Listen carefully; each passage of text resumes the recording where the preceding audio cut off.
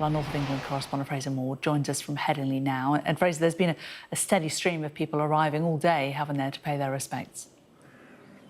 They have indeed, yeah. People have been coming here since the news broke yesterday evening to leave those number 7 shirts, to leave flowers, to leave scarves, to pay their respects to the man that they love. They started off loving him as a player, a pocket battleship, an absolute legend of the game, part of a Leeds Rhinos team who won everything that there was to win in rugby league. And then after retiring in 2017, getting a diagnosis in 2019 of his motor neuron disease and being determined to remain visible, to try and do what he could and what his friends could, particularly Kevin Sinfield, in raising money and awareness of this terrible disease.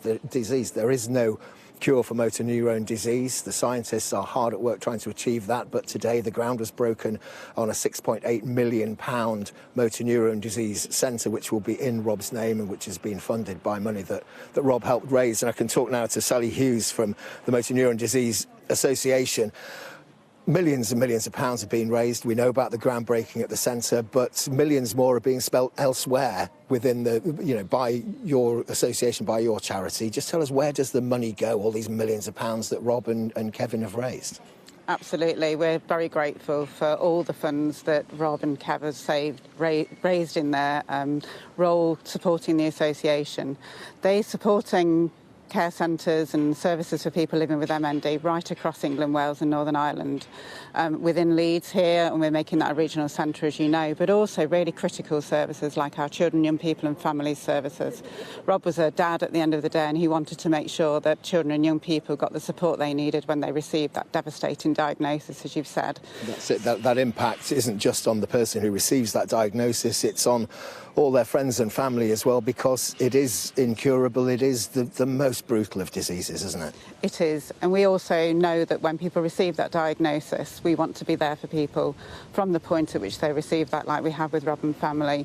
And so our Connect helpline that is there for people to listen and support them with their diagnosis, and making sure that we walk alongside them through that journey, financial support that we offer, making sure those very critical financial services that we know impacts people with MND, they get the equipment, support and adaptations they need when they need them.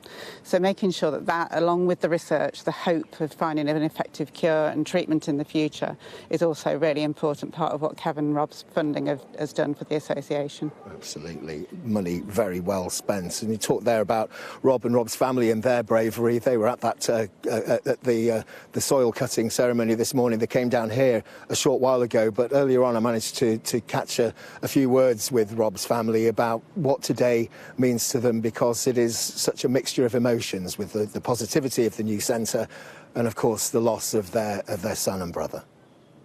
I was privileged to be in a room a few times with Rob and his family. His smile, his eyes twinkling, he was an amazing guy, inspirational.